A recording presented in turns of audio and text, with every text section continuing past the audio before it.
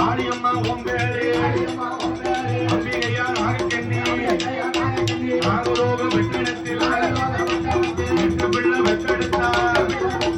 இரண்டாவது வெற்ற பிள்ளை அம்பிகையா காளியம்மா இரண்டாவது வெற்ற பிள்ளை ஆயோனை ஈஸ்வரியா நாகக்கண்ணி வெற்ற மக்கா